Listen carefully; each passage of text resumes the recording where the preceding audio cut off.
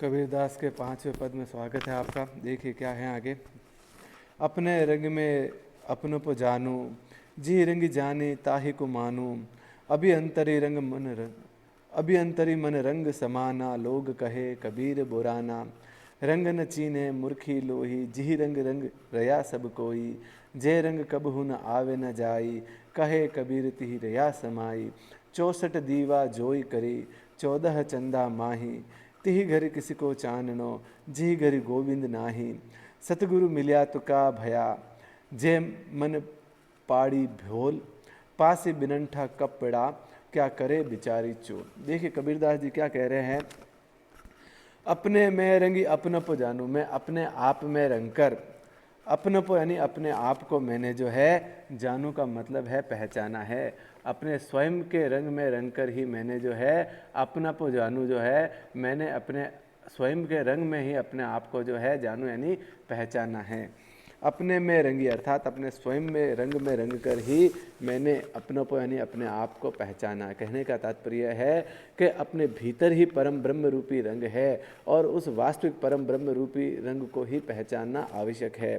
जिही रंग जानी ताहिक मानू, और जिही रंग जानी और मैंने जिस रंग को जाना अर्थात अपने भीतर ही वो जो परम ब्रह्म रूपी जो रंग है अर्थात परम ब्रह्म है उसको मैंने जाना है और ताहि को मानूं और उसी को ही मैं मानता हूँ। अर्थात मेरे भीतर ही जो परम ब्रह्म है, जो परम ब्रह्म का रंग है, मैंने उसी को जाना है और ताहि को मानूं का मतलब है मैं उसी को ही मानता हूँ। अभिअंतरी मन रंग समाना, लोग कहे कबीर बुराना। जो अभिअंतरी का मतलब है हमारे भीतर ही जो रंग है, जो रंग है मन का रंग है वह समाना, उसी में ही जो है वह परम ब्रह्म जो है उनका वास है। हमारे शरीर के भीतर अभ्यंतर यानी अभिअंतरी का मतलब है हमारे शरीर के भीतर जो मन रंग समाना का मतलब है वो परम ब्रह्म का रंग जो है वो मन में समाहित हुआ है। अर्थात अन्य किसी रंग की आवश्यकता ही नहीं है। हमारे मन के भीतर ही अभ्यंतर यानी भीतर ही जो है उस परम ब्रह्म का रंग जो है समाहित हो रखा है। लोग कहे कबीर बोराना, लेकिन लोग क्या कहते हैं कि कबीर तो बोराना का मतलब है पागल हो गया। कहने का तात्पर्य यह है कबीरदास का कि वह जो ईश्वर है परम ब्रह्म है, वो जो निर्गुण निराकार सत्ता है ईश्वर है, वो हमारे भीतर ही विद्यमान है। बस हमें अपने भीतर उस परम ब्रह्म को पहचानना है। एक बार जब हम उसको पहचान लेते हैं तो हमें परम ब्रह्म से तादात्म्य में स्थापित हो जाता है, उनकी प्राप्ति हो जाती है। कबीरदास जी कह रहे हैं कि मैंने अपने भीतर ही उस परम ब्रह्म को जाना और पहचाना है और मैंने जिस रंग को जाना है मैं तो उसी को ही मानता हूँ। वह अभ्यंतर रंग ही जो है सब रंग मन रंग समाना, वो अभ्यंतर जो है हमारे भीतर ही जो है मन के भीतर ही जो है वह रंग उस परम ब्रह्म का रंग समाहित हो रखा है। और जब मैं लोगों को इस प्रकार की बात कहता हूँ तो ईश्वर तो हमारे भीतर ही निवास करता है, ईश्वर हमारे भीतर ही जो है ईश्वर का रंग रंगा हुआ है अर्थात हम में एकाकार हैं। तब लोग कहे कबीर बोराना, तब लोग क्या कहते हैं कि कबीर बोराना, कबीर तो बोराना का मतलब है पागल हो गया है। रंग न चीने मूर्खी लोई, जी रंग रंग रया सब कोई। मूर्खी लोई का मतलब है मूर्ख व्यक्ति या मूर्ख लोग जो है रंग न चीन्हे, चीने का मतलब पहचान पाते हैं अपने भीतर ही उस परम ब्रह्म के रंग को जो है वो क्या मूर्ख लोग जो है न चीने का मतलब है पहचान नहीं पाते। मूर्ख लोग ही अपने भीतर ही उस वो जो परम ब्रह्म का रंग है उस परम ब्रह्म के रंग को कौन नहीं पहचान पाते, मूर्ख लोग जो है वह पहचान नहीं पाते।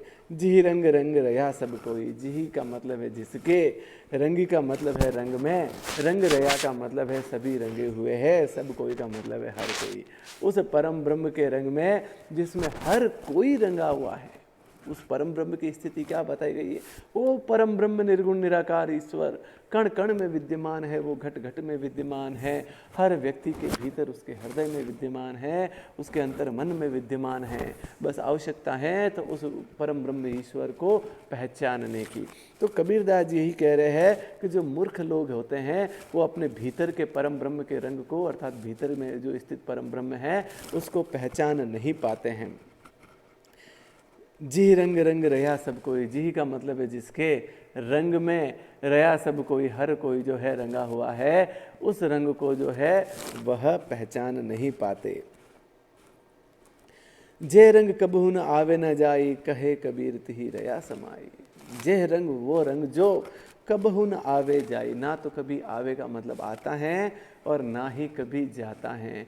वह रंग जो ना तो कभी आता है और ना ही कभी जाता है, कहे कबीर तिहि रया समाई। कबीरदास जी कहते हैं कि तिहि रया समाई, वही रंग जो है रया यानी रहा है, समाई का मतलब मेरे हृदय के भीतर जो है समाहित हो रखा है। वह रंग जो ना तो कभी आता है और ना ही कभी जाता है, अर्थात स्थायी रूप से वो परम ब्रह्म रूपी रंग जो है हमारे भीतर, शरीर के भीतर ही विद्यमान रहता है। आवश्यकता होती है तो उसको पहचानने की। वह रंग जो ना तो कभी आता है और ना ही कभी जाता है, कहे कबीर तिहि रया समाई। कबीरदास जी कहते हैं कि वही जो है मेरे हृदय के भीतर भी विद्यमान है। आगे क्या कहते हैं कबीरदास जी कि 64 दीवा जोई करी, 14 चंदा माही, तिहि धर किसको चाननो, जिहिगर गोविंद नाई। उस परम ब्रह्म ईश्वर गोविंद रूप में कहते हुए उन्होंने उस निर्गुण निराकार ईश्वर को कभी राम के रूप में कहा है, कभी गोविंद के रूप में कहा है, कभी केशव के रूप में कहा है, कभी माधव के रूप में कहा है। अलग अलग नामों से पुकारा है, लेकिन मूल वही है उनका, वह निर्गुण निराकार ईश्वर है, वह परम ब्रह्म है। भले ही उन्होंने नाम अलग अलग दिए हो, लेकिन वो है अपने आप में क्या है, निर्गुण निराकार ईश्वर परम ब्रह्म है। 64 दीवा जोई करी। कबीरदास जी उसी निर्गुण निराकार ईश्वर के बारे में कहते हैं कि 64 दीवा जोई करी। चंद्र जो काम शास्त्र की जो है 64 कलाएं मानी गई हैं। काम शास्त्र में कितनी 64 आदि जो है कलाएं मानी गई है, जिसमें जो है चित्रकारी वगैरह है, पहेली बुझाना वगैरह है, ऐसे काम सूत्र की 64 कलाएं मानी गई है। तो 64 दीवा जोई करी, 64 कलाओं का ज्ञान। दीवा जोई करी का मतलब है 64 कलाओं का, काम सूत्र की 64 कलाओं का भले ही दीवा जोई करी यानी ज्ञान प्राप्त कर लिया हो, काम सूत्र की भले ही 64 कलाओं का ज्ञान प्राप्त कर लिया हो, और 14 चंदा माही, और या फिर चंदा का मतलब है चंद्रमा की, 14 का मतलब है 14 कलाएं, चंद्रमा की जो 14 कलाएं हैं उनको भी भली प्रकार से समझ लिया हो। भले ही काम शास्त्र की 64 कलाओं का ज्ञान प्राप्त कर लिया हो, चाहे चंद्रमा की 14 कलाएं जो है उसके भीतर विद्यमान हो या उनको आत्मसात कर लिया हो। तिहि धर किसको चाननो, लेकिन तिहि यानी फिर भी उसके घर में जो है किसको चाननो, चाननो यानी प्रकाश जो है कैसे होगा, लेकिन फिर भी जो है उसके घर में प्रकाश नहीं होगा। घर में प्रकाश नहीं होने का मतलब है फिर भी उसको जो है वास्तविक ज्ञान प्राप्त नहीं होगा। जिगर गोविंद नहीं, जिसके घर पर जो है गोविंद नहीं, अर्थात गोविंद नहीं, अर्थात वो परम ब्रह्म रूपी ईश्वर जिसको प्राप्त नहीं होते, उसको जो है उसके घर में प्रकाश अर्थात ज्ञान रूपी प्रकाश जो है वो फैल नहीं सकता। तो यहाँ पर ईश्वर की महत्ता को जो है स्थापित किया गया है। अगला देखिए, सतगुरु मिलात का भया, सतगुरु मिलात का भया, जे मन पाड़ी भोल, पास बिनंठा कपड़ा, क्या करे बिचारी चोल। क्या कह रहे हैं आगे कबीरदास जी कि सतगुरु मिला, यदि सतगुरु यानी गुरु की जो है प्राप्ति भी हो गई है, यदि गुरु के सानिध्य की प्राप्ति भी हो गई है, गुरु ने शिष्य को अपना भी लिया है, जे मन पाड़ी भोल, लेकिन मन के भीतर जो है पाड़ी भोल, पाड़ी भोल का मतलब है मन के भीतर ही जो है पाड़ी यानी पड़ी हुई है, भोल का मतलब है अज्ञान या भ्रम। भले ही सतगुरु की प्राप्ति हो गई, लेकिन मन के भीतर जो है क्या पड़ा हो, मन के भीतर जो है अज्ञान या भ्रम भरा हुआ हो। भले ही सदगुरु की प्राप्ति हो गई, लेकिन मन के भीतर जो है भ्रम या अज्ञान भरा हुआ है, तो उसकी स्थिति कैसी होगी, गुरु उसको गुरु प्राप्त होने पर भी उसको ईश्वर का साक्षात्कार कैसे नहीं होगा। ठीक वैसे ही जैसे पासी बिनंठा कपड़ा, क्या करे बिचारी चोल। पासी बिनंठा कपड़ा, बिनंठा का मतलब है जीर्ण शीर्ण कपड़ा, मतलब पूरा फटा हुआ जिसमें कि छिद्र छिद्र हो रखे है, उसे जीर्ण शीर्ण कहते हैं। कि जीर्ण शीर्ण कपड़ा अगर पास में हो तो भी, यदि किसी के पास जीर्ण शीर्ण कपड़ा पास में हो तो फिर क्या करे बिचारी चोल, तो फिर क्या उसको वो जो है पहन पाएगा, अर्थात वो उसको पहन नहीं पाएगा। कैसे कि जिस प्रकार हमारे पास या साधक या जीवात्मा के पास जीर्ण शीर्ण कपड़ा होने पर भी वो उसके जीर्ण शीर्णता के कारण उसको धारण नहीं कर पाता, ठीक वैसे ही यदि मन में अज्ञान और भ्रम भरा हुआ है और फिर गुरु की प्राप्ति भी हो गई तो वह ईश्वर से साक्षात्कार नहीं कर पाता।